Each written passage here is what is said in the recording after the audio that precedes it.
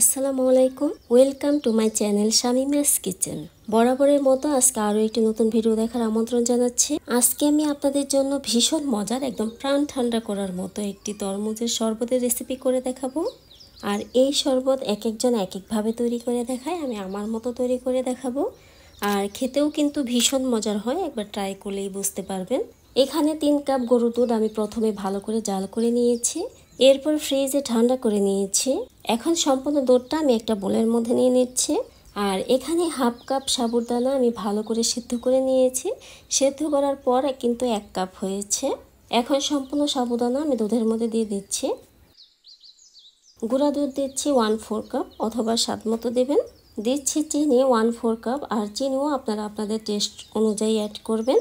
এখন দিচ্ছি condense milk 1/4 cup.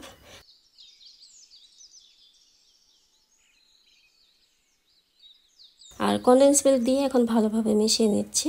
আর এটা দেখে কি ভাবছেন, রুয়াবজা তাই না? কিন্তু এটা রুয়াবজা না, এখানে 3 চামচ মধুর সাথে 2 ফোঁটা রেড ফুড কালার মিশিয়ে নিয়েছি। আর আপনারা চাইলে কিন্তু এখানে রুয়াবজাটাও অ্যাড করতে পারবেন, তাহলে শরবতের কালার দেখতে আরও বেশি ভালো লাগবে। আর এখানে আপনারা রেড ফুড কালারটা চাইলে স্কিপ করতে পারবেন, কোনো সমস্যা নেই। এখন কেটে নিব তরমুজ। আর তরমুজটাও আমি কিন্তু ফ্রিজে রেখে ঠান্ডা করে নিয়েছি। আর তরমুজ কিন্তু খুব কুচি কুচি করে কেটে নিতে হবে, তাহলে খেতে আরও বেশি ভালো লাগবে। আর আপনারা আপনাদের সুবিধা অনুযায়ী যে কোনো কিছু দিয়ে এরকম কুচি কুচি করে কেটে নেবেন। আর এই শরবতটা যারা খেয়েছেন তারা তো খুব ভালো করেই জানেন যে কতটা টেস্টি হয়, আর বানিয়ে নেওয়াটাও কিন্তু খুবই সহজ। এখন সব কিছু খুব ভালো করে মিশিয়ে নিলেই কিন্তু তরমুজের শরবতটা রেডি। আর এখানে আপনারা চাইলে কিন্তু বরফ অ্যাড করতে পারবেন। আর আমার বাচ্চারা খাবে, তাই আমি বাড়তি কোনো বরফ অ্যাড করছি না। এখন আমি আমার পছন্দ মতো গ্লাসে নিয়ে নিচ্ছি। আর এই শরবত কি যে লোভনীয় লাগছে, আপনারা কি দেখে বুঝতে পারছেন যে কতটা লোভনীয় হয়েছে? এখন উপর থেকে দেখার সৌন্দর্যের জন্য আমি আরও কিছু অ্যাড করব।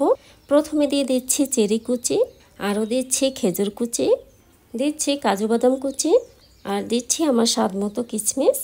এখানে বোলের মধ্যে যে শরবত রয়েছে এখানেও আমি চেরি কুচি আর খেজুর কুচি মিশিয়ে নিচ্ছি। এখন অবশিষ্ট বাদাম আর কিশমিশটাও আমি এখানে মিশিয়ে নিচ্ছি।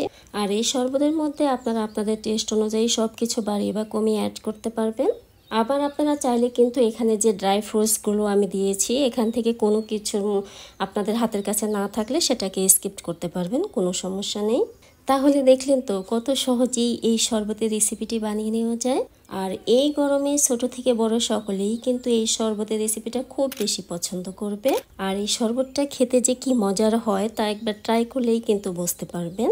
আর আমার আজকের রেসিপি যদি আপনাদের ভালো লেগে থাকে তাহলে বাসায় একবার হলেও ট্রাই করতে পারেন। আর এরকম সহজ আর মজার মজার রেসিপি পেতে আমার চ্যানেলে যদি নতুন হয়ে থাকেন তাহলে আমার চ্যানেলটিকে অবশ্যই সাবস্ক্রাইব করে দেওয়ার জন্য অনুরোধ রইল। আর সেই সাথে পাশে থাকা বেল আইকন প্রেস করে রাখবেন পরবর্তী ভিডিওর নোটিফিকেশন পাওয়ার জন্য। পরবর্তীতে আবারও কোনো নতুন ভিডিও নিয়ে আপনাদের মাঝে আবারও চলে আসব। সবাই খুব বেশি ভালো থাকবেন এবং সুস্থ থাকবেন। আর ভিডিওটি সম্পূর্ণ দেখার জন্য আপনাদের অসংখ্য ধন্যবাদ।